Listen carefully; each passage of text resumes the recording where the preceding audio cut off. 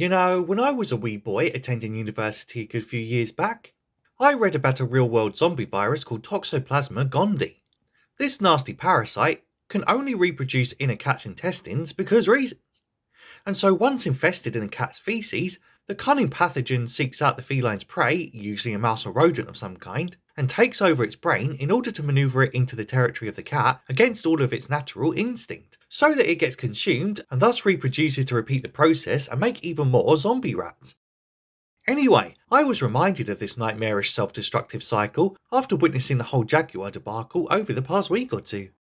If you've been living under a rock, or had just better things to do than keep up with the latest woke joke cultural vandalism of the day, then basically, fancy car manufacturer Jaguar, a once staple of classy British luxury motors which even featured in multiple Bond movies over the years, decided to go full tard and completely overhaul their established brand and stick a middle finger up to their existing customer base.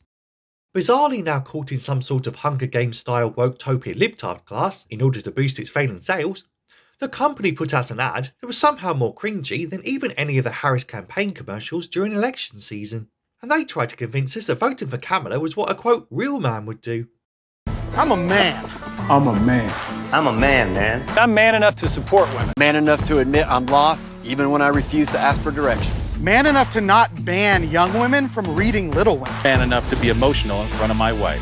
In front of my kids. In front of my horse.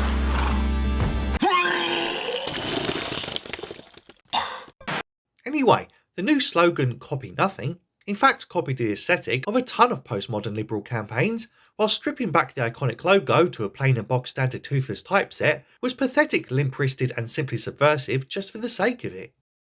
And speaking of the failed presidential campaign, they obviously came up with this unhinged redesign on the foregone conclusion in their legacy news-addled mind that their stunning and brave accent-flipping anointed cackle queen Mamala would win, and simply doubled down and pushed it through in the face of Trump's surprise sweep, and of not just the election but of the wider culture to boot. In reality though, they really should have backgoaled this entire campaign and gone back to the drawing board in the wake of his and the Conservatives' victory, rather than ruin the wider reputation and IP of the Jaguar brand. But alas, the firm's managing director Rawdon Glover, and yes that is his real name, is a full-on soy boy, as is the rainbow cultist CFO Adrian Mardell. And so pausing to take the temperature of the current landscape was never an option for these zombified zealots, not even when they got instantly humiliated by competitor Volvo's beautifully moving ad for their X90 model, who instead recognised the power of family values and the basic marketing basics of not alienating your current consumer base. And even got industry legend Hoyter van Hoytema to shoot a truly original and memorable ad for their vehicle. And to add insult to injury, even the staff workers hating everything about it was not enough to stop this madness in its tracks. And according to whistleblowers and various insider scoops, employees were made to attend DEI training against their will and to the overall detriment to company morale and thereby frontline sales. And ultimately, this is why I was reminded of the Toxoplasma parasite that I outlined at the beginning earlier. Clearly learning nothing from the customer insulting trans-fronting Bud Light fiasco last year, these execs have now been rendered completely numb to the lifelong capitalist instincts that made their company the industry behemoth that it was, having now shamelessly neutered their own brand on the insidious whims of the virus which now puppets their mind, seeking to reproduce the liberal infection at the complete detriment and cost of its own host.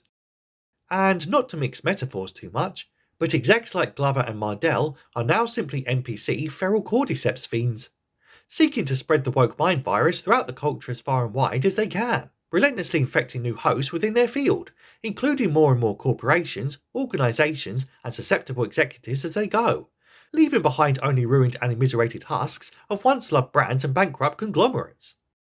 I mean, we've already seen this with institutions like the BBC here in the UK, in the wider media landscape on screen, and even from friggin' juice drinks, what thought it was a good idea to become political in the form of supporting trans kids by partnering with a child-warping mermaids charity, which itself was fully exposed in recent years even by legacy outlets, mainly for helping 16-year-olds legally change their names in secret, giving potentially dangerous chest-flattening devices to 14-year-olds against their parents' wishes, and just generally being a serious danger to children. Gah, no wonder Innocent rushed to delete their entire thread. Anyway, It's of course only going to get worse for Jaguar, well now they've effectively alienated their entire existing wealthy consumer base in order to, quote, appeal to a new audience. Yeah, a new audience presumably consisting of immature head shavers who still live in mummy's basement making TikTok videos about the unjustness of not raising the minimum wage. Or that are too busy canvassing on college campuses about the genocide in Palestine to consider nagging daddy to splash out 100k on an electric monstrosity. And dear God, what a monstrosity it is! Because these new designs seem to have come in the trans pride colours of pink and blue, along with an ugly ass box design which just appears like a video game vehicle which hasn't fully loaded in its textures for fuck's sake. And going back to the branding for a second, why did they take away the actual animal from the iconic logo? Did the Gen Z designers find the leaping jungle cat symbolising elegance, performance and power simply too triggering and toxically intimidating? Or was it just simply too damn white? Disgusting! Ultimately, I don't know why I'm even surprised, to be honest. I mean, all these empty liberal vessels can do these days is uglify beauty. After all, as Tolkien famously said, evil cannot create, it can only destroy. And that's why, once a once beautiful girl contracts the woke mind virus, they instantly set about uglifying themselves and subverting the normal cultural standards of beauty and splendour all throughout society. That's also why video game women are no longer buxom and have wide manly chins that could put bloody Shrek to shame.